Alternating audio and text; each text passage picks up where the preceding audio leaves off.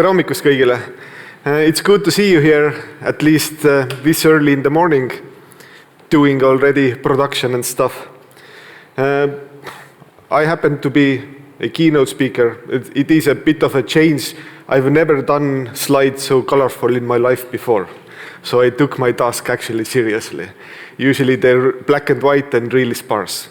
But anyway, hopefully the message that I'm going to give you today does not get lost to the graphics. And I'm going to talk about this securing the systems and also later on how, when managing them, how also to secure them. This is a brief outline of my presentation. And well, let's see where we end up with that keynote. I was done a brief introduction already. I'm an architect working for the Ministry of Interior, and the responsibilities or the domain that I'm responsible for doing the architecture stuff centers around the infrastructure and platform services. So we have also a really good other architect who is responsible for the development area, but we will get into those details in a couple of slides. But anyway, to the topic. Security as such, well, it has not improved, although the tool set has improved tremendously over the past years. We have really good open source movements when it comes to securing our digital estate, but for whatever reason, we have not improved at all. And this is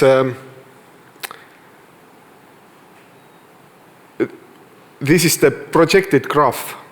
We are in the middle of it. The number is $9.22 trillion per year. And what it means is that, unfortunately, security incidents and the damage that they are doing, the trend is pretty one way. Although it's rather a small font, but on the left side, if you can see where the problem started, it was 2020. And I had to go and ask ChatGPT what happened in 2020, why the security went down the crapper in 2020, and well, COVID happened. And also what happened then is that companies went a lot more digital with their processes, with their tools, and it also turned out that it exposed a lot of the company's internals to the outside world, and the outside world happens to be not friendly at all. And especially what has intensified is supply chains attacks and ransomware attacks against the companies. And it's not only that those numbers represent some sort of profit that the evildoers are getting out of those attacks. Those numbers represent also the cost of mitigating those attacks, preventing those attacks, investing in security in general. To put it into a bit of a perspective, this is a graph of GDP of largest states or countries in the world. And if we put the cybercrime as a nation state, then their GDP is, by the revenue, they are already they are as a third nation state in the world. And they are projected that by the end of this decade, they surpass China. So it is really bad. And I'm not even exaggerating that. What makes stuff even worse is that usually how companies operate is that they have tried to create this moat. We have the secure perimeter. We have company-managed laptops. We control everything. Everything is really cool, cozy, and secure. Well, guess again. Well, the problem is that especially coming to today's topics, we are trying to do all sorts of change management as a code. We have external partners developing for us something. We have internal engineering. I would say that there is really no mode. Especially when it comes to the software part or code. Because do you really know who developed the code? Do you really know what code ends up in your production systems? Do you really know that? Might be that knowledge is not actually there. How it started. And this is where I briefly touch why I'm at the stage anyway, because I wouldn't have been invited here unless I have some sort of experience that I want to share with you guys. I work for the Ministry of Interior's IT Development Center, and by Estonian standards, we are even considered already a large company. That out of those 400 employees, we have a couple of hundred developers or people responsible for some sort of business service, if you can call policing or border guard or emergency services as a business services. And we have roughly 100 administrators, DevOps engineers, however you want to call them, people who are responsible for platform and infrastructure and networking services that are not directly participating in those management or creation of those business services. And I've been working there a couple of years now, a bit more than 3 already, perhaps. And when I started working for the Ministry of Interior, it resembled your really typical run-of-the-mill enterprise, where everything was designed as a secure environment, but from the developer experience perspective, it was quite hostile place to work for. And it's not like people or decision makers design their organizational processes bad out of spite. They do it because of reasons. Usually the reasons are security. But let's say the list is obviously not conclusive, but this was an average developer experience when they try to deploy something even into non-production. They had not a lot of visibility into it, and everything was my favorite, let's say, video. This is a representation of a developer trying to get something into non-production and exchanging the tickets with networking security or infrastructure department. And the sad part is that this ping pong of tickets, they could take days, weeks. Sometimes when stuff falls between the cracks, it can take months. And it's not only that Smith was something like that. I have experience with largest banks and telcos in Estonia, working for them as well as an architect, and well, the trends tends to be quite similar. And we started with an internal program. It's not even a project, but program, where we wanted to improve the developer experience. And a lot of it was related or revolved around the infrastructure as a code, or being able to consume platform and infrastructure services in a really self-sufficient manner. And those were, let's say, 2 large goals, that we treat all those change management, let's say, ping-pongs, we treat everything as a code or everything something that the developers are familiar with. And in addition that we treat it as a code, then everything or the change management part should be managed over the pipelines, or we happen to have a Atlassian stack, so we reused that. We didn't reinvent the wheel. And we have had that project for a couple of years now. So it's not like, it wasn't a small initiative at all. If you remember, we had 150 business services.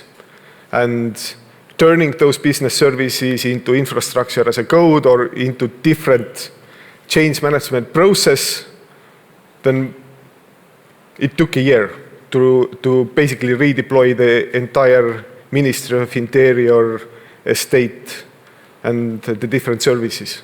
And also the platform services are also managed as infrastructure as a code. So everything in Ministry of Interior is treated as such. And what I'm really glad about that we ended up where we reduced the contact point of the developers towards the infrastructure, let's say, part of the organization drastically. So we actually are like internal cloud service provider. So they are the clients or customers for us. We have over 60 tenants or 60 different customers that we are facing or offering platform and infrastructure services. And they have the full self-service within their tenant. So we sort of consider it as a success. And since we are in the business of security, when it comes to being Ministry of Interior IT, then, and we had some processes in place, obviously, to secure it, especially since it was so inconvenient for the developers for quite many years to do their work there. Then what we started, let's say, initially as empowering developers, then what it turned out that infrastructure as a code, or let's say when we treat our infrastructure and platform services and the deployment of them as a code, then it's just another change management process. When we think about the IT service management processes, it's just change management process. It's, let's say, a lot more orderly representation of that process. But when you recall that ping pong between the developers and the infrastructure engineers, that ping pong actually had a good element in it. Although the entire process for everyone was crap, but still it had the element of security in it, because all the changes were validated by at least 2 or 3 different people. When we move with our change management into full self-service, so that the developer, they do not even need to know the names of security engineers or infrastructure engineers, they can consume those services by themselves, then that element of security becomes a lot thinner when you think of it.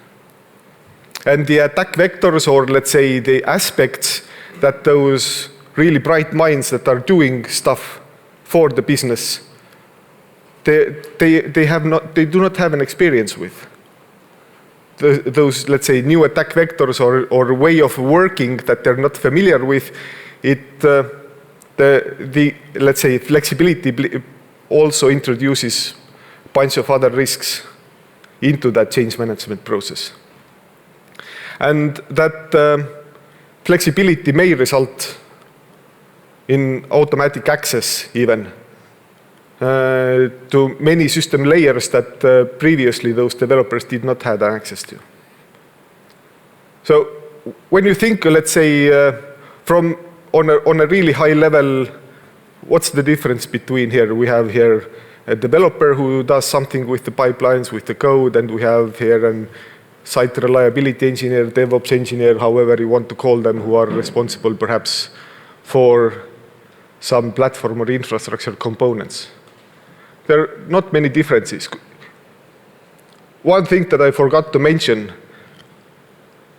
the engineers who were previously responsible for infra and platform services, they were not familiar with the developer tools as well. Many of them heard the acronym Git first time. I know some of you are smirking, but it is true. So for them, it was also a steep learning curve. And when we have, let's say, not a lot of differences between those two, then when it comes to using those tools, there are a lot of different steps where something can go wrong. We can have compromised source repos. Do does the person who does the commit, are they aware to the last bit what they actually committed to? Assumption is that when your laptop is compromised, you're not aware that it's compromised. Otherwise, it wouldn't be compromised in the first place. Also, we don't know where the actual code came from. We don't know the dependencies. We don't know how the build process actually looks like. If the developer tools that they both are using, are they compromised or not? So there are a lot of different aspects where something can go wrong. And then at the end of the tunnel is compromised packages, compromised code in our production environment. This is the supply chain attack that I mentioned earlier. If I'm not mistaken, then probably one of the most expensive supply chain attacks happened this year because of the very same reason. So, as I said, it wasn't like we had the Wild West and everyone could do everything in the Ministry of Interior. But when we looked at our new ways of working, we started analyzing and identifying those different attack vectors that could happen with our, let's say, new change management processes. And in total, we identified 16 of those risks that we need to deal with. Some of them were not new. Some of them are probably, when it comes to the attack vectors, then probably most or some are not, let's say, news for you anyway. But I'm not going to list all of them, but well, let's say, at least in my humble opinion, those are the most prevalent ones. So we need to secure our API endpoints or administrative access when it comes to the toolset. And this is something that we are putting quite a bit of effort into. Also, we have a mandatory and let's say, I'm not going to touch any of the tools that we are using. The security department said that, hey, Siim, we are still in the business of internal security for Estonia, and don't tell everything that we are up to, but still. A lot of the potential attack vectors can also be mitigated with processes. It's not only that we install yet another tool, be it an open source or closed or paid one, doesn't matter, but also it comes to, let's say, a mindset or a culture or awareness of security among the engineering corps and even service owners in organization. Take that bare minimum part with a grain of salt, because every organization is in different, let's say, phase of maturity when it comes to engineering.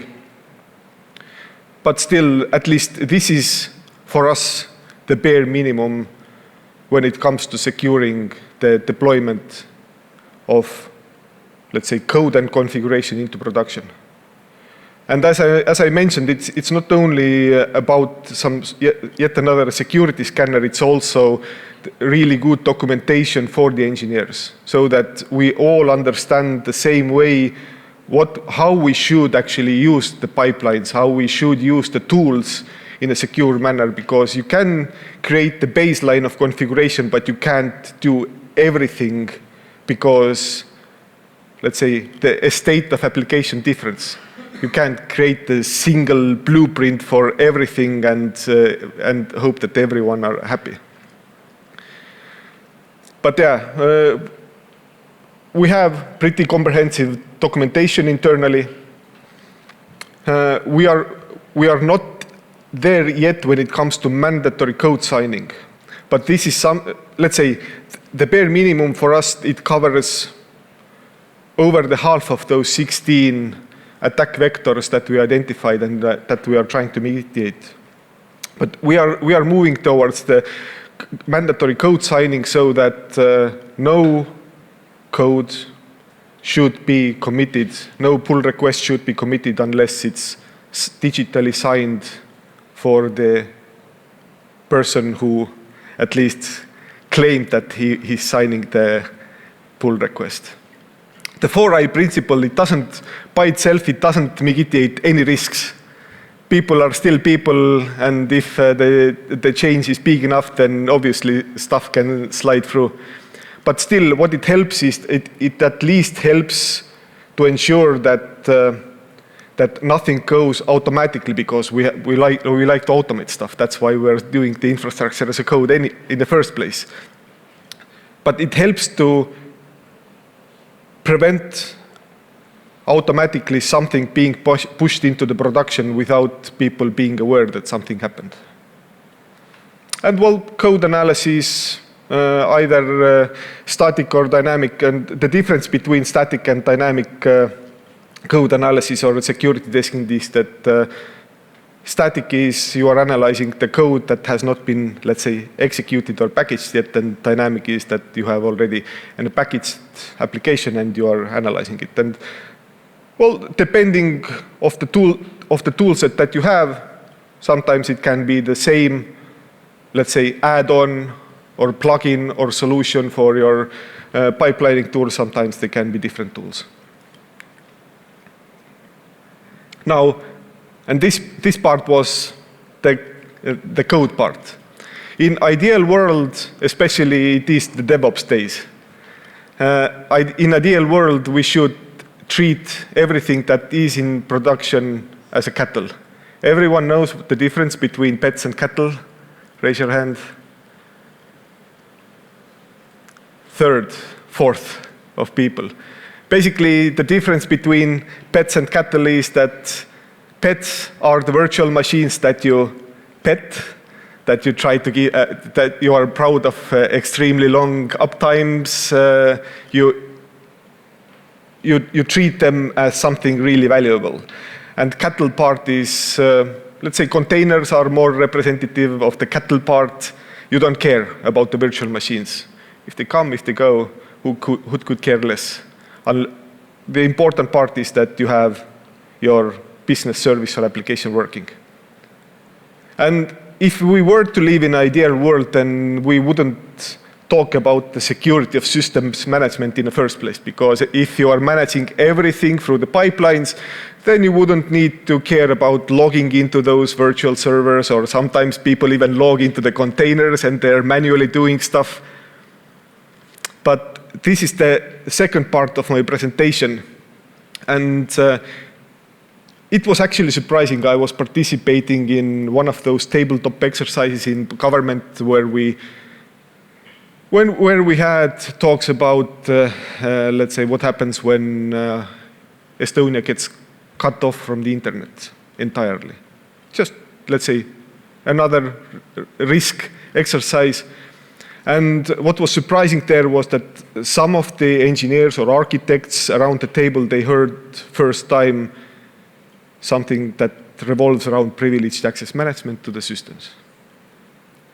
So, and depending on the company that you're working for, then obviously, perhaps some of you are already really familiar what it is, privileged access management. But well, usually how people tend to approach it is that we try to avoid our systems backend being accessible directly from our internal user networks. Because if I were you, then I would not treat internal user network as a security perimeter at all. It is a risk. And most common approach is that we put up a couple of Linux servers or Windows terminal servers, and we use them as a jump host, and you can't log into those jump hosts with your username. You need to have your privileged user account. And it has a metric ton of risks. Even that, let's say, easily applicable method has a lot of residual risks when it comes to securely accessing those pets and sometimes even the cattle when it comes to some sort of resolving an incident. Because if you are putting on the hat of an attacker, then you don't care about those user workstations. What you care about is actually getting some sort of privileged foothold into the enterprise before you start wreaking havoc. And the RDP is considered one of the most insecure protocol in the world. And obviously, we can talk about that there are a lot of different attack vectors, especially when it comes to the Microsoft world, how you can scrape the user credentials in a form of Kerberos tickets and authenticate with those tickets in the network, and etc., and etc. Plus, and this was also something of a surprise, in a lot of companies, when it comes to the user account management or identity management, then it's automated. You have, let's say, your contract, and through that contract, automated processes gets executed. You get your user account, you get your email, and you can log into your corporate laptop in no time. And then when it comes to the privileged access management, the keys that hold the access to the kingdom, then this is a manual process. And manual process, as you know, are error prone. So I've seen a lot of really bad cases where in the past, not in Smith, but in past where an engineer has been kicked out of a company because, well, it didn't work out and someone forgot to close his privileged account for a couple of months. So I would consider it a really, let's say, bad real-world example that can happen when it comes to the manual management of those. And also, how many of you engineers really know who logged into where and did what? Really? How many of you, in your enterprises or in your companies or in your startups, do you actually know if someone has an administrative access to the systems, what they are doing? What scripts they executed, what they typed, what backdoors did they install? Do you really know? My guess is that I'm not even going to propose raise of hands because probably the picture is not pretty at all. Anyway, there are, let's say, on a really high view, there are two approaches how to secure the access to the, and it's not only that we are trying to protect ourselves from the people that we are hiring. We tend to trust them, otherwise we wouldn't hire them in the first place. But still, this is something that Microsoft has been touting for 10 years, I think, already. And it's called Privileged Access Workstation. And it's so-called clean source computer. And clean source means that basically it's an unusable piece of silicon. But it's used for the most critical systems in large enterprises or large companies, and because of this. Basically, you have clean source piece of a computer that you can only access the systems that you are tinkering manually. How many of you would want to use that as your everyday laptop? No email, no internet, no nothing. Couple of hands. They are management anyway. but still, and this is something that probably we will use for at least half of the engineers that are working for us. It can be done a lot more, let's say, user-friendly. We are actually investigating an option where you have the clean source machine, and within that clean source machine, you have virtual machine that has access to the internet, that has access to the emails, chat, and basically your everyday workhorse. But from that virtual machine, attacking that clean source is a lot more difficult than otherwise it having access to an internet. Anyway, a lot more user-friendly, and this was, let's say, one of the surprises for me, that the awareness is low when it comes to the privileged access management systems. And this is something that you can access from your unclean source of a computer. You don't need to have the clean source of lockdown laptop or PC for that. It's a platform service, and it has a lot of different interesting features. One thing is that when you think of, let's say, privileged access management, or you have a system admin credentials, then you need to manage that privileged access on those servers as well. Assume, let's say I put on an administrative hat, then if I want to access Windows or Linux systems, then they need to be joined in domain, or they need to have, let's say, certificate management on them or keys managed in them so that I can access them. Privileged access management systems authenticate on behalf of me without me having any user account on the target system. And they do that with short-lived certificates, which means that a certificate, PKI certificate, is generated for that session and expired after that session. So it is no passwords are exchanged. Obviously, they can authorize or they can authenticate on behalf of me with a really complex password as well, and that password is rotated after each session, but still, it can authenticate so that you don't need to you don't need to manage those privileged accounts. And obviously, the access is role-based, time-based, just-in-time, and etc. It can be, you can build a really complex process on top of how you actually manage those privileged access. And what is, let's say, at least half of the value of those privileged access management systems is that you have full audit trail. And by full audit trail, I mean that you have basically a homemade video of an administrator doing something on the console of a server. Doesn't matter if it's a Windows server, if it's a Linux server, if it's a web page of some, let's say, in a management network, some sort of system that does not have, that has, let's say, web interface. You have video, you have keystrokes, basically you have everything that has been done, all the services that has been executed, everything. So this is, let's say, and some of the systems have user behavior analytics as well, which means that there is a baseline of what administrator usually does, and when there is a difference from that baseline, automatically security incident is generated and appropriate engineers or departments are notified. So this is, let's say, a representation of the privileged access management systems. It is a quite mature market there. There are some of the solutions are open sourced, most are paid for, some are really expensive, some are, let's say, more suitable perhaps for your budget, but all in all, they do the same thing.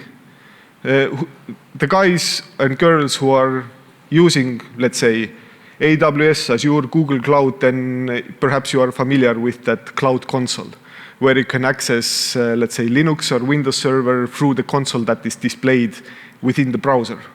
Basically, it's the same thing, that you access that privileged access management system through the browser, although some can act as a proxy and you can use native clients as well, but, well, there are another problems with that approach.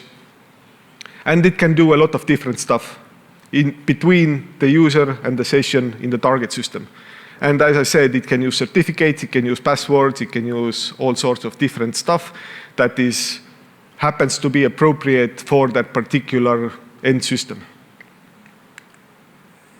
And this can also be privileged access workstation that you can access that privileged access management system. This is something that we are trying to create this, let's say, middle ground between usability and security, so that each engineer does not have to have 2 laptops or 3 laptops, so that we have secure environment or let's say the systems that you are managing, then you are opening 1 laptop and then you have another laptop, and the 3rd laptop is something that you can do the actual work or do the research and development and browse the internet and have a chat with your colleagues. So anyway, what keynote would it be if it doesn't have any takeaways? When you are designing your processes and your work in your company, then try to think the security angle right from the beginning. it's a lot harder to fix it when you have done it one way and then discover that, oh wait, we need to think about the security part as well. Also, the code review and the automated tools that help to do the code review. We are actually using or implementing or piloting with different AI models that help to do the code review for the developers, so that you don't need to write the change comments. This is done for you. The AI tools actually do the analysis of what has been changed, and they are creating this half page with emojis and everything, so that the reviewing part is actually being quite easy. And also, well, this is, let's say, me as a history of or background with more systems administrating part. Then don't treat the access to the systems as just an afterthought, seriously. Until we are, I don't know, fully containerized or we treat everything of our estate as a cattle, we don't need to access those systems, then you need to think about how to secure the access part as well. Because I think it's at least half of that, let's say, exposure area when it comes to compromising the systems that we have. Thanks.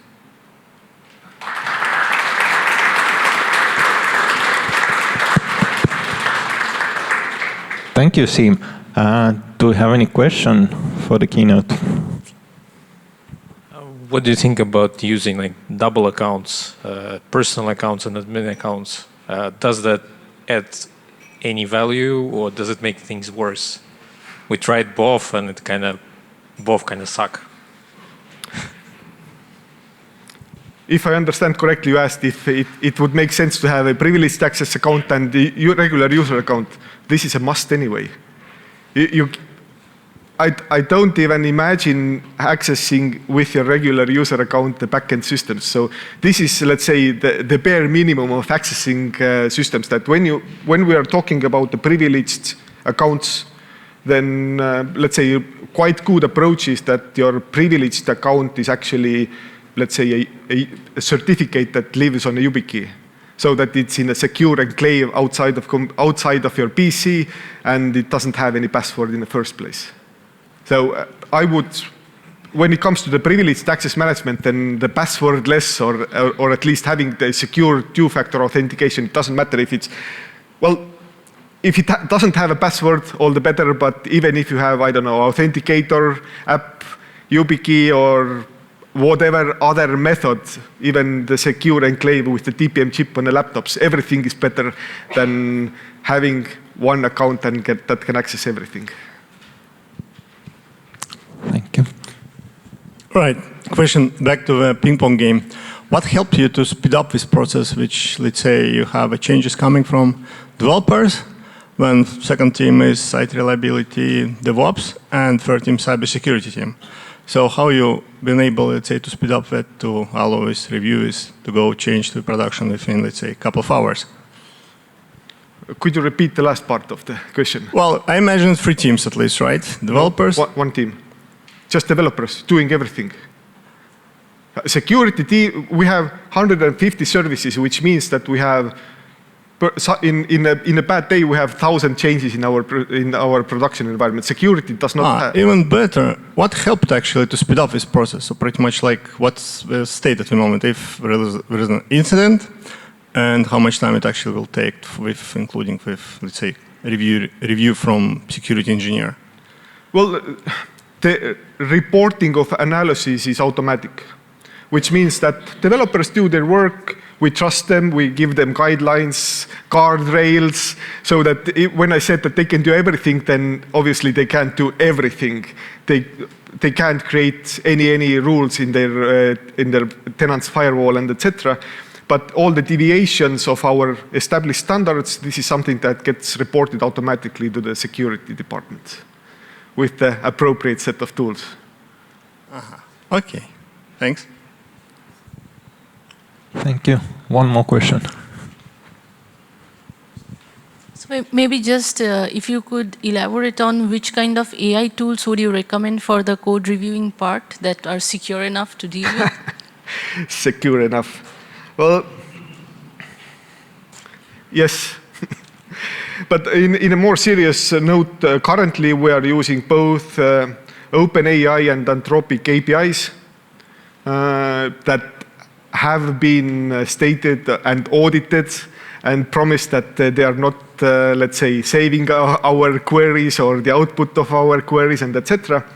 But there are, let's say, plugins or modules for the pipeline tools that are, let's say, piggybacking into those either local models or the models of cloud AI models APIs that can do that part. I can't remember on top of my head what was the name of the tool, and it doesn't even probably matter because depending on either if you use GitLab or GitHub or Atlassian Stack, some of them have already built in something. Let's say our additional challenge for us is that we can't use cloud services. Or let's say the usage of cloud services is rather prohibited compared to perhaps startups and private sector companies in Estonia or in the world. So this is an additional challenge for us, but yeah, we are also toying around running the models, Llama Free family and etc. on premises and doing the same stuff. It's just that currently it was, let's say from the MVP perspective, it was easier for us to just go on with the OpenAI models. And this is something that it is obviously a completely separate track or separate story how to empower the developers with AI tools, but we avoided any sort of licensing scheme per seat, and we went with the pay for consumption model.